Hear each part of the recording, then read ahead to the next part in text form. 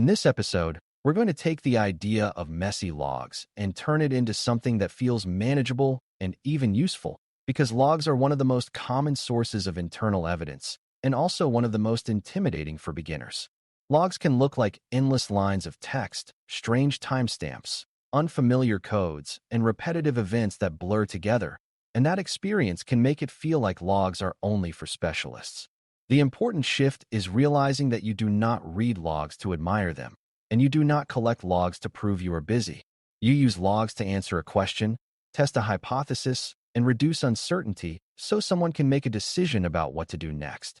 When you approach logs with that purpose-first mindset, the mess starts to organize itself because you stop trying to look at everything and start trying to find the evidence that matters. Decision-ready insights are not magic conclusions. They are clear statements about what the evidence suggests, why it suggests it, and what the next best action should be. Before we continue, a quick note. This audio course is a companion to our course companion books. The first book is about the exam and provides detailed information on how to pass it best. The second book is a Kindle-only ebook that contains 1,000 flashcards that can be used on your mobile device or Kindle. Check them both out at cyberauthor.me in the Bare Metal Study Guide series. A helpful first mental model is that logs are a record of events, but events only become meaningful when you connect them to a story about behavior. A single log line is usually not an insight, because it is just a snapshot of a moment without context. An insight emerges when multiple events connect into a pattern that supports a conclusion, such as repeated failed logins followed by a successful login from an unusual location. For beginners, the temptation is to treat the loudest event as the most important event, like the event that looks the most technical or the most dramatic. In practice, the important events are often the ones that connect, like a change event that explains why behavior shifted, or a sequence that shows a progression from access to action. This is why you should think in sequences and relationships rather than in isolated lines. The exam will often reflect this by giving you fragments and asking what they imply. So learning to build meaning from connected events is a core skill. Before you can turn logs into insights, you need to understand why logs are messy in the first place, because messiness is not a failure. It is a consequence of how systems work. Different systems log differently, different teams configure logging differently, and different vendors choose different fields and formats. Even within the same system, logs can vary based on what feature generated the event or what error condition occurred. Time representation can be inconsistent, identifiers can change, and some logs can be missing important context because the system was not configured to capture it. Beginners sometimes interpret messiness as a sign that logs are unreliable, but the more accurate view is that logs are partial evidence that must be interpreted with care. Your job is to work with what you have and to be explicit about what you cannot know. When you accept that logs are imperfect, you stop expecting perfection and start focusing on patterns that are still strong enough to support decisions. One of the most important steps in cleaning up log mess is normalizing time, because time is the backbone of correlation. If you cannot align events on a timeline, you cannot confidently say what happened first, what happened next, and what might be causal rather than coincidental. Normalizing time means making sure you know what time zone the log uses, how timestamps are formatted, and whether clocks might be skewed. You are not doing this for academic precision. You are doing it so your story is defensible. A beginner misunderstanding is thinking that time alignment is optional because you can still read the content. But without time alignment, you can misinterpret sequences and draw the wrong conclusion about cause and effect. For example, you might think an alert happened before an authentication event when it actually happened after, which changes what you infer about the relationship. Decision-ready insight depends on sequence, and sequence depends on time clarity. Another key step is deciding what identity means in the logs you are reading, because identity can show up as a username, a device name, an internet address, a session identifier, or a token that changes over time. Beginners often treat identity fields as stable labels, but many identity markers are context-dependent and can be spoofed, shared, or reused. A username might represent a human, a service, or an automated process, and you need to know which it is before you interpret its behavior. An internet address might represent a single device or many devices behind a shared gateway, depending on the environment. A device name might be outdated, and a session identifier might be unique but meaningless outside its system. Turning logs into insights requires you to map these identity clues carefully so you do not blame the wrong actor or misattribute activity to the wrong host. This is also where asset context matters, because the same username on a server and on a workstation can mean different risk. When you handle identity with discipline, your conclusions become more accurate and more trustworthy. Once time and identity are reasonably aligned, the next move is reducing noise, because logs contain a lot of events that are real but not relevant to your question. Noise reduction is not deleting evidence. It is filtering your attention so you can focus on the events that change your hypothesis. Many systems produce routine events that repeat constantly, and if you stare at them line by line, you will miss what is unusual.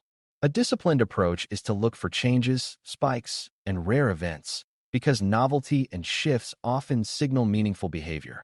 You can also look for repeated errors or repeated failures, because they can indicate brute force attempts, misconfigurations, or probing activity. Another technique is grouping similar events and then asking what is different about the outliers, because outliers often contain the clue you need. The goal is to move from raw volume to manageable patterns, because patterns are where insights live. Turning messy logs into insights also requires understanding the difference between an alert and evidence, because alerts are a type of log event, but they are not automatically proof. Alerts are opinions produced by detection logic, and that logic can be wrong or incomplete. Evidence is the underlying activity that can support a conclusion, such as an authentication event, a process creation event, or a network connection. Beginners sometimes treat alerts as the center of the story, but a better approach is to treat alerts as a signpost that directs you to evidence. If the alert is correct, the evidence will align with it and strengthen the assessment. If the alert is wrong, the evidence will contradict it and prevent a false escalation. Decision-ready insight depends on evidence more than on labels, because decisions should be supported by what happened, not by what a system guessed. This mindset helps you avoid overreacting to noisy detections while still taking meaningful signals seriously. A high-level technique that helps beginners is building a simple narrative template in your mind, where you try to answer what happened, how it happened, what changed, and what it implies. What happened is the observable sequence, like a login followed by access to a sensitive system and then unusual outbound traffic. How it happened is the mechanism, like the use of valid credentials or the exploitation of a weakness, but at a level supported by the logs. What changed is the deviation from baseline, like the first time a user accessed a system from a new location or the first time a host contacted a new destination. What it implies is the decision-relevant meaning, such as a possible compromise, a likely misconfiguration, or a need for verification. This template is not a rigid checklist, and you should not recite it mechanically, but it keeps your thinking structured. It also helps you communicate insights clearly because you are not just dumping events, you are explaining behavior and implication. The exam often rewards this structured reasoning because it demonstrates that you can turn data into intelligence. A common beginner trap is reading logs as if they are a perfect diary, which leads to overconfidence and narrow interpretations. Logs can be missing, systems can fail to log, and attackers can sometimes avoid generating obvious events. Even normal activity can produce ambiguous logs, like repeated failed logins that are just a user forgetting their password. Decision-ready insights, therefore, include both an assessment and an awareness of uncertainty, such as noting that the sequence is consistent with credential abuse but could also be explained by a user traveling. The difference between a weak and strong insight is not whether it claims certainty. It is whether it explains why the assessment is reasonable and what evidence would confirm or refute it.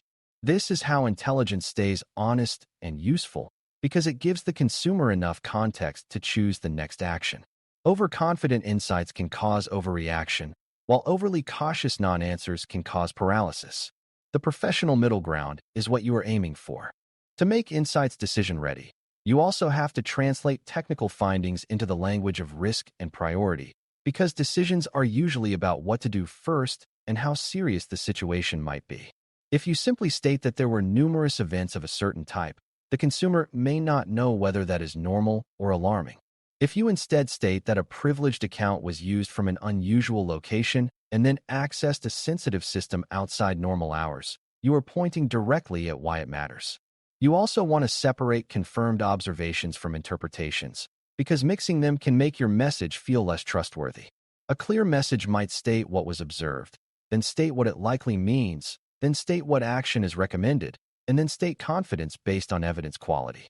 Even when you do this in plain spoken language, the underlying structure remains. Decision-ready insight is essentially an evidence-based assessment package for action. Another important aspect is recognizing that the same log pattern can mean different things depending on business context, because systems do not operate in a vacuum. A spike in authentication failures might be an attack, or it might be a legitimate outage causing users to retry. A new service account might appear because of a deployment, or it might appear because an attacker created persistence. A new external connection might be malicious, or it might be a new vendor integration. The difference often lies in contexts such as change management, scheduled maintenance, or recent business initiatives. Beginners sometimes treat logs as purely technical evidence, but intelligence work always benefits from human context that explains why behavior may have shifted. This does not mean you trust explanations blindly. It means you use them as hypotheses that must still fit the evidence. When you combine log patterns with business context, you reduce false alarms, and you increase the usefulness of your conclusions. To close, turning messy logs into decision-ready insights is about moving from raw event volume to evidence-based narratives that reduce uncertainty and drive the next best action. You start by aligning time and identity so sequences become meaningful. Then you reduce noise by focusing on changes, rarity, and patterns that test your hypothesis. You treat alerts as signposts, not as proof, and you prioritize underlying evidence that supports or contradicts conclusions. You communicate in plain language that separates observation from interpretation, states confidence honestly, and ties the story to risk and priority so decisions become easier. Messy logs will always be messy, but that does not mean they cannot be useful, because intelligence is not about having perfect data. It is about making defensible judgments with the evidence you can gather.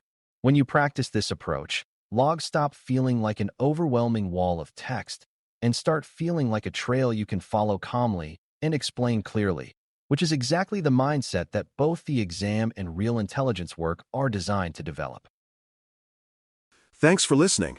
For more audio courses, daily newsletters, and more, please visit baremetalcyber.com.